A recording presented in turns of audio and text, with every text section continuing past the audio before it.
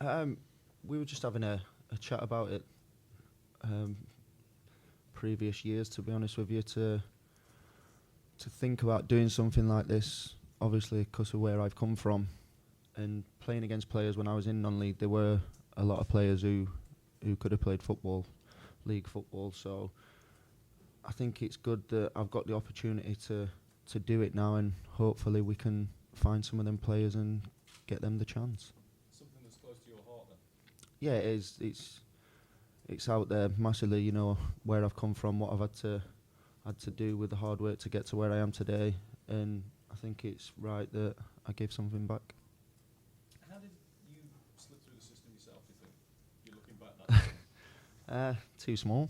Is that what you were That was the reason I was told. Yeah, I was too small, not ready for the physicalities of going into scholarship football. So I've said it before. I don't think anyone can be told if they're good enough or not when they're 15, 16 years old. When you've still got many years to grow and develop. So that was my reason. There's probably been hundreds who've been told exactly the same, and they've had to drop down as well. So hopefully we'll be able to get them on the academy, get them all found, and hopefully get them through. You realise what you've achieved already is already an inspiration to people like that, isn't it? For people who are maybe playing at a lower level and believe they can play higher. The fact that you've done it. Yeah, well, like you've said yourself, because I've done it, it's there for people to see that it can be done. So hopefully, with the players that we get on, and they're putting the hard work in themselves as well, because it's not going to be easy. Nothing ever is. So, like I've said, hopefully we'll get them on the academy, get them involved in Premiership standard training and coaching, and hopefully that'll give them the advantage to make the step up. Give us all the practicalities. How's this going to work? Timings of the year, where you're going to locate it, how people come along if they want to get involved. Is that something that maybe? Yeah, Mick can take that one if you like, but it will. I was going to pass it to John. Well, yeah. No, you've not stitched me up at all. It's going to be in the off season. Obviously, if they're playing non-league football, then they've got the clubs at the time to look at through the season. But it'll be in the off season. It's going to be based at the Etihad Academy campus up in Manchester.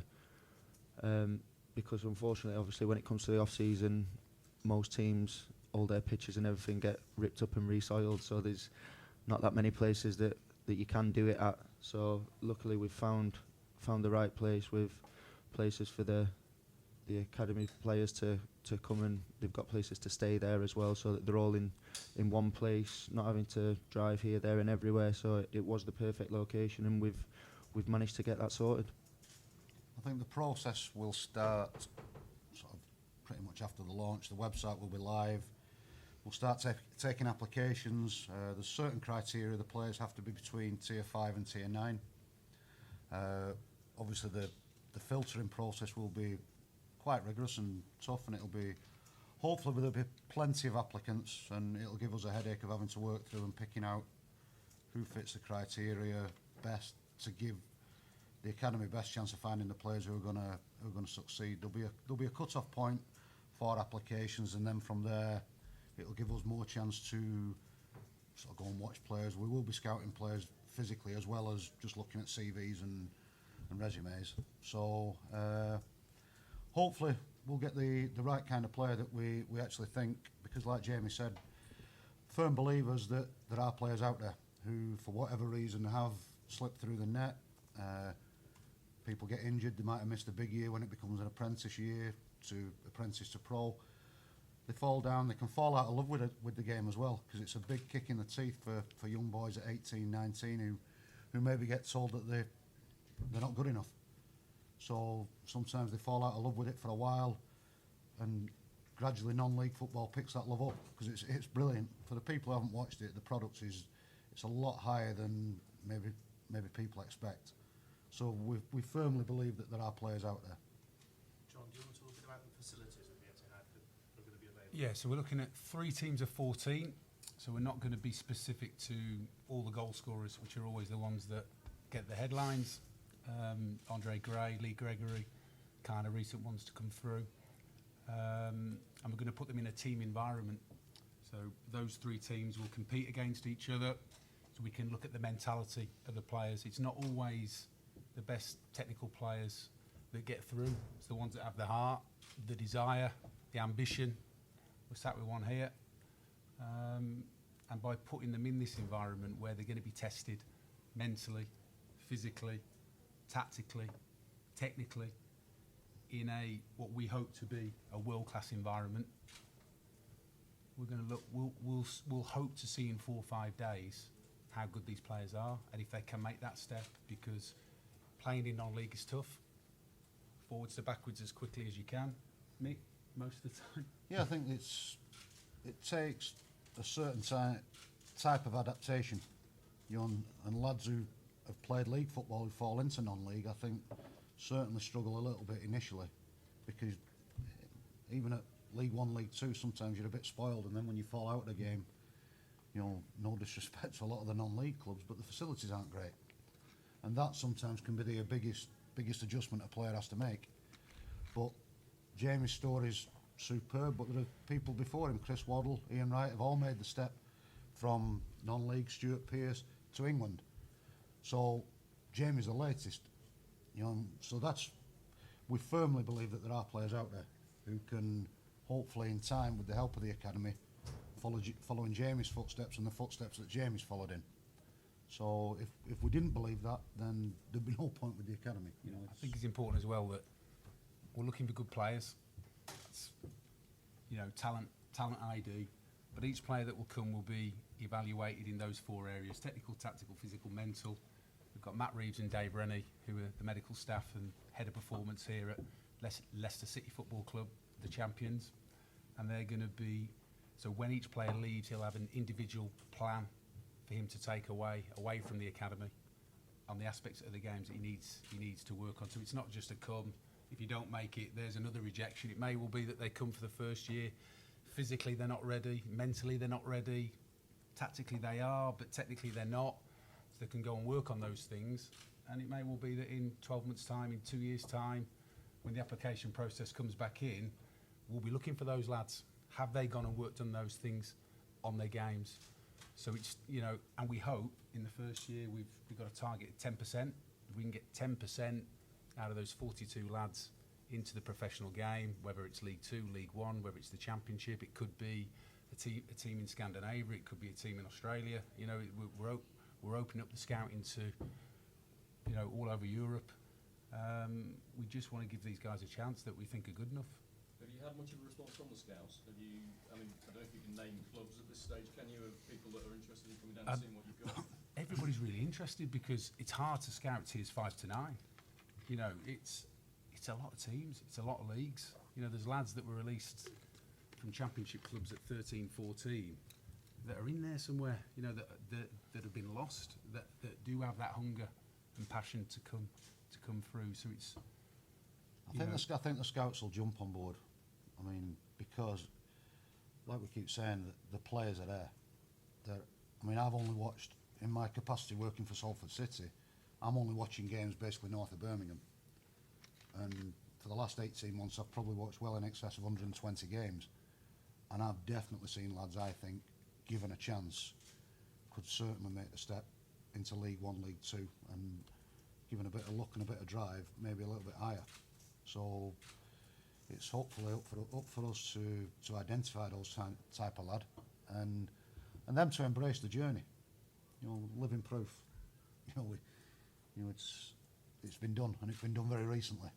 So, you know, we just want to hopefully help somebody on a journey that changes their lives.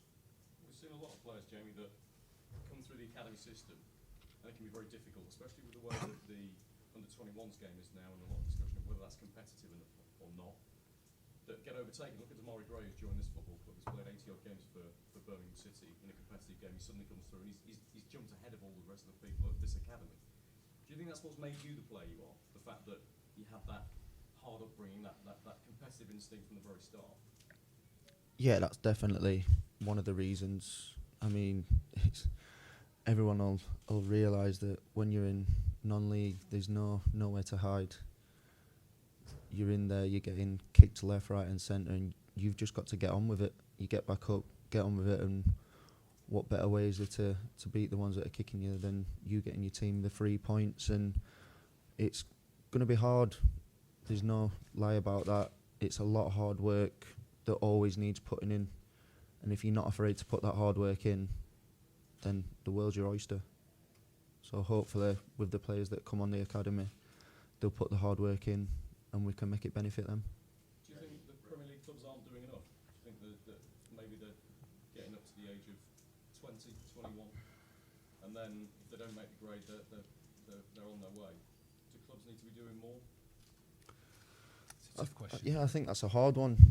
Obviously, everything's in place at professional clubs to have them all in separate leagues for all their ages. So that really is a tough question to answer. But I think at the minute, I think the most that can be done has been done. Whether things get looked at for the future, who knows? I think each club's individual. Each club has its own philosophy. Some clubs, as everybody knows, are better at developing players and giving a chance. Some clubs' philosophy isn't that opportunity. So I think it's individual to the clubs as well as individual to the player, as well as a huge slice of luck. You know, the hard work's got to meet the timing. You know, and if the hard work, the desire, the dedication meets the right timing, a player's got a chance. Jamie, all respect for the times. You mentioned earlier that 15, 16 is not really the type of time to start judging whether a player's going to be good enough or not. What would you like to see the process look like? Have you thought of what something that to you would seem more sensible? I think you've got to give everyone the full time to develop and to see how big they can become and how strong they can become, which is up until 21. And I know it's a long time to keep someone on and for the teams to hope that they're going to fulfill that potential. But if you're telling them 6 years previously that they're not good enough, and then, I mean, me for instance, I'm not going to lie, I was only 1.50 m in height, so I probably was too small.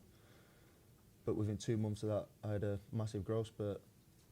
So who'd have known if them judging me 2 months later instead of 2 months before, I might not have been too small. Jamie, G. Popper, New Central. You mentioned the growth spurt and the size, and getting to where you've got to is not easy. Was there ever a point where you thought, I'm going to give up, I can't handle this? Yeah, as soon as I got released. Yeah, obviously it was my boyhood club as well. I was a Sheffield Wednesday fan, playing for Sheffield Wednesday. It's a highlight of everything. So at that age, to be told by your boyhood club that you're not big enough and not strong enough to play for them, it really was hard to take. So at that point, yeah, definitely. But luckily, non-league football and getting myself back to enjoying it was the way forward for me, and it's been a long, hard process, but it's been worth every minute of it. And what spurred you on? Was it your love, your passion, your family? What kept you going? To be fair, to start with, once I've been released, it was just getting back to enjoying football, just enjoying it with a group of mates who at Stocksbridge we were all very close together, and if I weren't having that enjoyment on the pitch, then I don't think personally for me it would have been any point. So to have that from Stocksbridge and then going to Halifax and Fleetwood, where the dressing rooms were basically identical, everyone were enjoying it, but as soon as you get on the pitch, it's time to focus. That's what I needed, and I've been lucky enough to have that in every single dressing room I've ever been in. Jamie, David was the very start. Can you recall how you were told? Because that's a big part of this, well, how you were let down. Can you sort of go back in time and remember that day? It is a bit odd, but you do remember like little things. I think what used to happen was you used to get called into. We had 2 managers on the team, and they had in front of them like a sheet giving you a mark out of 10. I think it were for every aspect of your game, and they're just the ones who tell you there and then. So there's no hiding away from it. You're there in front of them, and it's a yes or no. That's your age group managers when you were 16, Yeah. No arm around the shoulder afterwards. It's just like. It's just sorry, but these are the reasons you're not going to be able to stay on in your scholar. Yeah, it's not easy at all, but hey, everything happens for a reason. Jamie, Warrior Daily Mail. You sort of stopped, I think, at 23.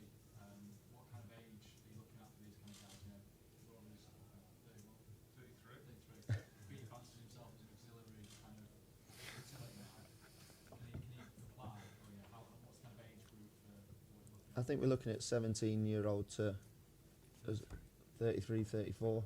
So you're in. So you've just made Is he it. playing at tier 5 to tier 9? Yeah. Are you playing non-league football? Could be, I've got other stuff on. Yeah. All right. Yeah. No Well, worries. you're not in then.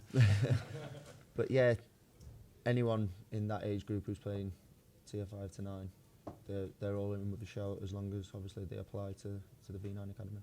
Yeah, sort of financially, just starting, are you kind of putting how will it then progress once you've set it all up? Well, we're hoping to get a few sponsors in, aren't we? I think it's really important that the first year is a success. So we could sit here now and say, we're going to do this, we're going to do that, we're going to do the other. We have to get players through. We have to put on a great programme. We want to get players through and educate them as well. So I think in the first year, sponsorship, fantastic. We've got lots of interest, which is great. Jamie will put his hand in his pocket for it because it's something he's really passionate about, and he's now in the position where he can do that. We're speaking to the Premier League. The Premier League are supporting projects like this. They're interested in getting involved. There's interest from the FA to endorse the project, which is great, which is more than what we expected at this stage. But to us, we have to deliver. It's easier sat here now saying we've got this fantastic academy and Jamie's got a great story, but if we don't get anybody through, it's kind of futile. So, we're going to document it as well. It'll be filmed, so we're going to go back to Jamie's roots.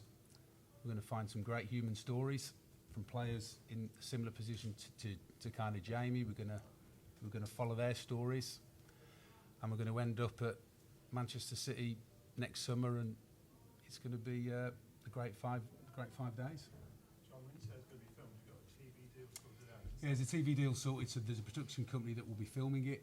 We're going to be doing a bit of that later. We just think for football fans and just general people to understand where he's come from and what he's had to endure in those non-league years. Like, the question is, why were you there till he was 23? I still can't understand why he was there till he was 23. I'm sure everybody in this room thinks exactly the same, but I think there's lots of players that are out there now that are thinking, why am I still here?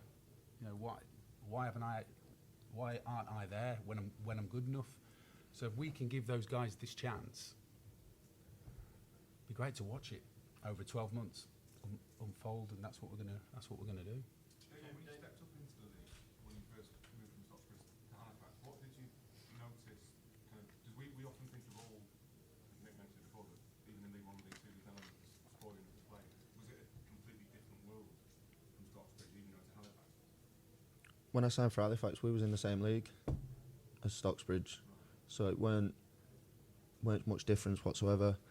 The only difference was the standard of players were better, stadium was bigger, and more fans coming to watch. And then what about Fleetwood? Yeah, Fleetwood was another step which luckily I took straight into my stride. I remember I signed on the last day of the transfer window, and I got told that I was going to be on the bench for the first game because there was a game that night I signed. So I've just turned up to the stadium, obviously looking forward to being involved in the squad with the boys, and then Mickey Mellon, the manager at the time, just called me in his office and said, "Oh, by the way, you're starting."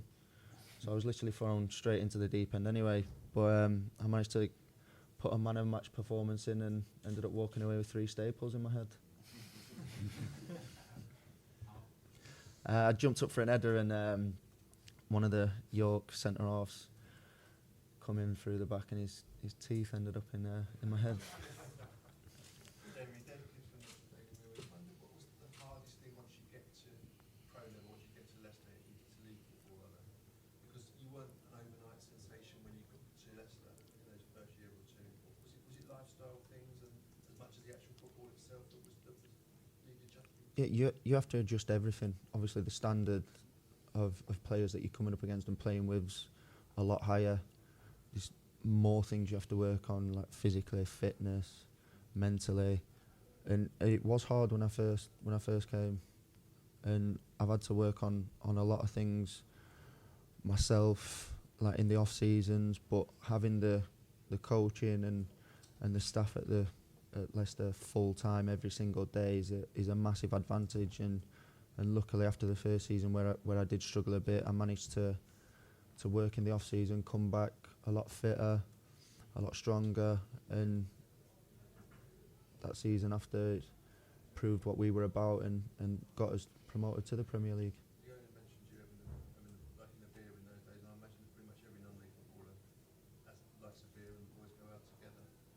But you still have a bit of a social life. I left last Monday night. Yeah, you'll have to buy my book when it comes out, and then you'll be able to see everything, won't you? Jamie, Chris Smalling was saying a few minutes ago that his non-league upbringing helped him highs and the lows when he was playing at the Premier League. It allowed him to reflect on them much easier because he'd had cold showers, tiny dressing room. The highs and the lows, he was very focused because of his sort of non-league upbringing. I think that's how you took it as well. Yeah, it is. I mean, you can never forget your non-league days. Like you've just said, you're turning up to an away dressing room one day and you're all getting changed in a porter cabin. And to get a shower, there's probably one shower for the full squad to use, which after 10 minutes is freezing cold, so you have to make sure you're the first one in. But yeah, like you say, when things are low or high, if you just remember the roots where you've come from, that's one massive way to keep you grounded, and it's probably the best way. So was there a game when you felt like you clicked, when it all came together? Was it growth process, like the initial difficulties at the top level? When you really felt like evolving? I think what helped massively was obviously after the struggle of the first year was the gaffer at the time, Nigel Pearson.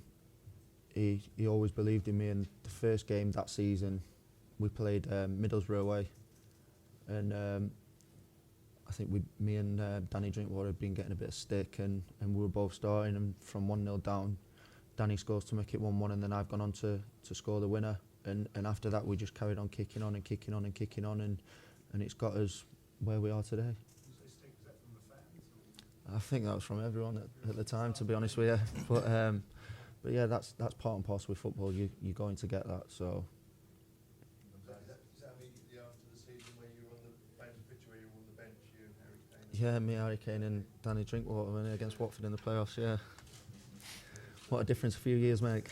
Jamie, Rob from the Mercury. What are the attributes that you've developed from your experiences in non-league that hold you in such good stead in the pro game? So elements to your game that you probably wouldn't have got dropped down into non-league. I think, you know, the main one I think is not shying away from tackles. If you'd have done that in non-league, then you were the one going off that pitch injured. There's none of that. There's no. How can I say it? A tackle in the Premier League is not what's a foul is definitely not a foul in non-league. And anything could happen.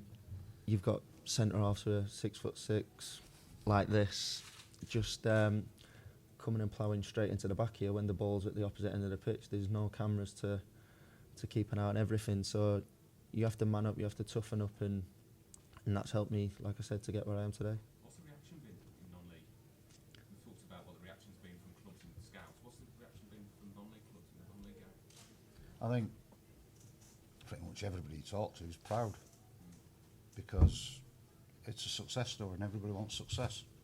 And certainly it raises the profile of non-league football as well. So I think all round in non-league football, everybody's been a winner. Don't think it's unusual, but I don't think there's any jealousy either. I think everybody is genuinely delighted that one of our own, as such, has made it through, and it gives hope and it gives expectation. But I certainly think everybody that I've come across in non-league football just can't believe it really. It's with genuine joy that people talk about Jamie's story.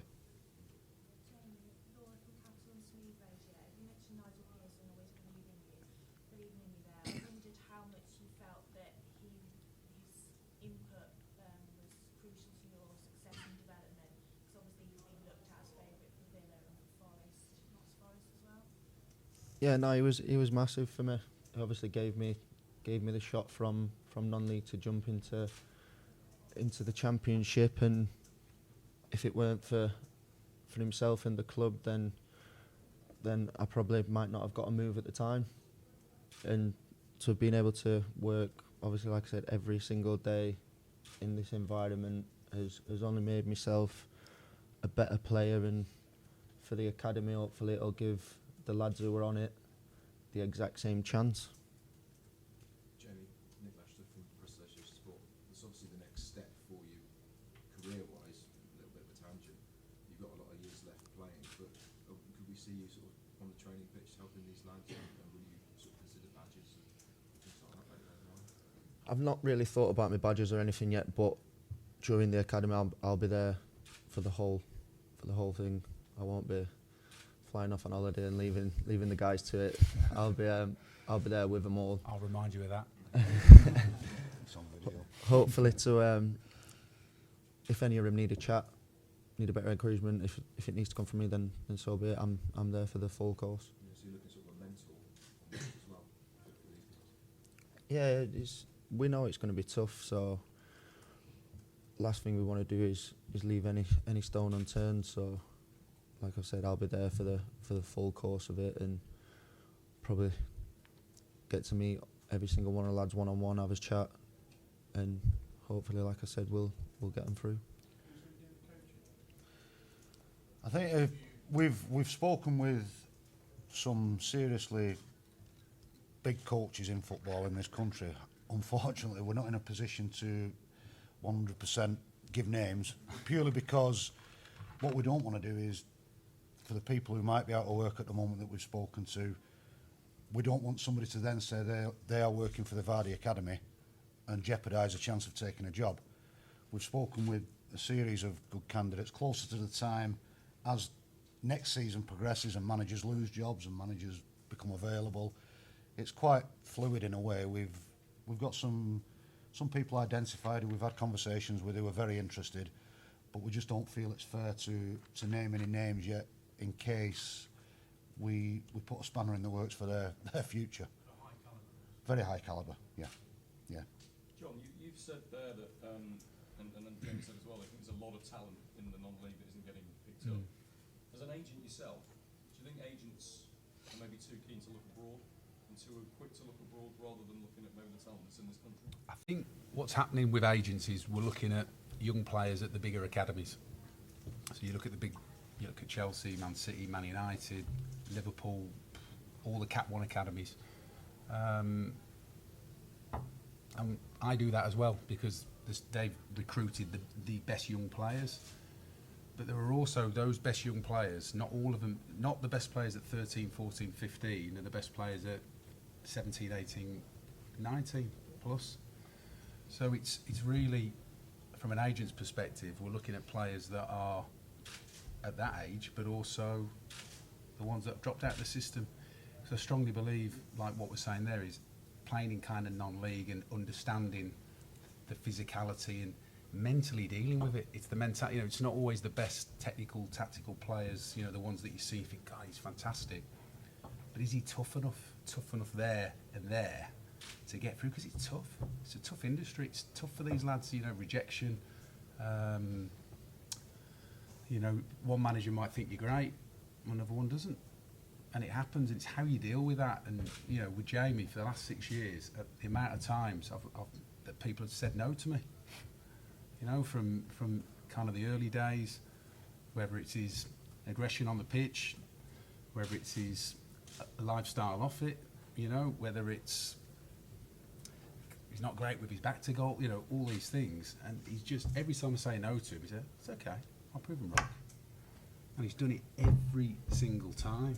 So I would rather try and recruit, or we will try to recruit 42 players that are not only good technical, good football players that we can all see. Are they good there? And are they good there? Because if they haven't got that and that, they won't be coming on this academy, because that's what you need. You took a punt on Jamie. Yeah. What he has achieved and what this football club have achieved is everyone talks about a fairy tale and nobody saw it coming. Yeah. Did you think he could be this good? Did you see it coming? I said he played for England when he was at Halifax. I laughed at him. Yeah. Sincerely said that in his lounge when we're sat having a cup of coffee. Said, look, you can do this, but he was a non-league player. in a non-league mentality, in a non-league kind of lifestyle, and he's realised, I think, as the time has gone on, you know, if I do that, I'll go another step. If I improve that, I'll go another step, and just keep going and going and going. And did I think he'd win the Premier League and Golden Boot, which he may or may not get? Probably not, but he can achieve whatever he wants to achieve because he's got everything there, and I'm really proud of him. I was going to say, you must be proud. Really proud of him. I mean, I know he's been fantastic for your career as well. Yeah. But Thanks. but joking aside, I know how close you are, Yeah. and to see what he's done, and you'd be there every step of the way, Yeah. it must have been pretty emotional for you. Was on Saturday. Yeah, I must admit. And we really want to give something back now. So it's kind of, this is something that we are both incredibly passionate about. You know, so you know, if we can financially make it work, so if we get some, you know, some funding, some sponsors, where you know, because Jamie forever will not be able to put his hand in his pocket forever. Hopefully he might, but you know, at some point we want this to stand on its own 2 feet. So when his career ends, when he's 45 and he stops playing, we've then got something for him to fall into, and you know, still be involved in the game, and a legacy for him. I think Jamie's fortunate because obviously John has backed him every step of the way. There's a lot of agents out there who just hoard players and don't actually look after them, and it's even filtering down to non-league now. So I think John's relationship with Jamie has obviously helped because he's made sure he's made the right decisions. And I think, as everybody knows, not all agents make the right decisions for the players, and it is dropping into non-league now. So, which is why I think the academy, hopefully, with the experience John's got, is an added bonus for any player who does make it through. We're not guaranteeing any player will get a professional contract. What we are saying is that, as has been seen here, you're going to get good guidance. You know, and I think it's important. Jamie, you've been on this amazing upward rate in your career. Can you get better? Where can you improve? Is it finished? Hopefully not. No, hopefully, especially obviously age. People are going to say you've probably got 3-4 years left, but I'm hoping that because I've not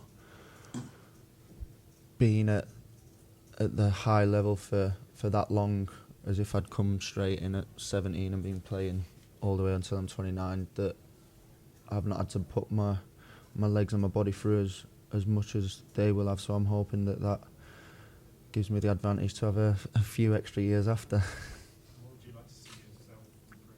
What areas? Penalties. Yeah, penalties after the other day. Yeah, I got a nice text message after that saying it was in someone's back garden. But obviously I'd love to be a bit better with my back to goal. I've improved it massively, but like I said, there's still always little bits that you can improve. Even if it's just a little 1%, then that's an improvement. Talked about mentality, and you're going to test them on their mental ability. Are you going to get them to work with sports psychologists and things like that? Is that the program? How's it going to work? Test their mentality? Yeah, well, we've enlisted a very good sports psychologist who's going to come in from the United States. He'll be on hand throughout the course of the week as well. And there'll be different avenues. It can't all be football because they'd be burnt out, you know. So, and then they'd end up not giving themselves a good chance. So there'll be different avenues for learning. They'll be in the theatre, they'll be in lecture rooms listening to top people give them advice. You know, the people on hand will be monitoring all the time. So if there's something that the sports psychologist thinks somebody needs help with, you know, he will grab them aside, and any individual who wants to speak to him at any stage during the week, it's all there. So they'll be monitored in different spheres of the game, you know, and hopefully we can give them in the space of a week what a professional gets, and just whet their appetite and give them a little taste. And so we're going to try and do it within the space of a week as best as a professional footballer would get at a top club. Starting with the facilities, you can't get any better than then the Etihad campus. So starting from there, the whole experience with bringing in the top coaches, bringing in the top sort of sports scientists, everything we're going to try and gear towards giving them the experience of a lifetime that starts the next stage of a lifetime. How are you going to whittle it down to the 42? Because I imagine you're going to have hundreds, thousands of that. Well, hopefully it's going to be a hard job, because hopefully we are going to get the thousands, you know, and then it'll be a lot of ringing round. It'll be a lot of chasing references up each on the application. They've got to provide references to prove that they've played at the certain levels. So we'll be making a lot of phone calls, a lot of emails. That'll filter things down. Then we'll get out and physically we'll watch games. We'll get a lot of help from the non-league paper, because they can be our eyes on the ground as well initially, you know. So, and we'll just use contacts. I think the key thing about football is it's an industry where contacts do help each other, and so the filtering down process will gradually drop down to a level where we have some serious decisions to make. And it's 3 teams of 14, so it'll be 4 right backs, 4 left back, you know, so we know what we're looking for. That the lads will be challenged tactically, so you know, if players can play in a couple of positions, you know, left back, and they play at left centre back as well, you know, and we want to help them. And you know, if they come for 5 days and they improve, so they might not get a professional contract, but if they leave and they think, I know what I've got to do to go another level, I don't think we can do much more than that. And it's free of charge to them, is it? It's free of charge. Yeah, it's free of charge. And just a practical one, 5 to 9 is conference down to... It's all on the website, so we've got like a pyramid on there, so all the kind of leagues are there. So For example, North West Counties. North West Counties. Say you get a player from Conference North, Yeah. National League, or whatever it's called, and you find a Swedish team or Australian team interested in him. Yeah. What's the process there? It's that will be our hardest challenge, because non-league clubs need to raise funds. They need to sell their best assets, and I think non-league clubs don't want to stand in lads' way. So you know, 5 times out of 10, that'll be our hardest challenge. But you know, we won't know until we get. That's why we don't want to overpromise, underdeliver. It's all about, if we can get those lads and we see that they're good enough, and there's clubs that want to take those players, we will try and make sure that the selling club, the buying club, and the player, everybody's happy. There'll have to be a liaison with the club, Yeah. because the club might turn around and say, absolutely not, he is not coming on the academy, and that's then an issue for the player and the club to resolve. We can't jump in front of a contracted non-league player and say, right, we are taking you, you know, because we want you. You know, that's then an issue that we'll resolve with clubs, and we'll have dialogue, and hopefully they'll allow the kid to chase a dream. I'll just interrupt, chaps. We're at 10 minutes, which we said we could talk about other questions if you've got a question. So I'm just conscious of time for everybody. If you want to wade in with other unconnected questions that don't do with V9 Academy, then please fire away now. Cut Rob, he's itching. He's itching. Has it sunk in yet? Got me off the hook on that one. No, not yet. You've seen in the scenes around the city on Saturday night. They're astonishing. I've not seen them all. I've seen obviously all the pictures and everything in the papers, but yeah, it was. I mean, you saw what was going off here. That was big enough. So to have it all outside as well is frightening. How hard was it to focus on a game of football with everything going on, with Shelley singing, Nessun Dorma? Do you know what? To tell you the truth, it weren't. We literally, obviously, you all saw the video of us celebrating in my kitchen.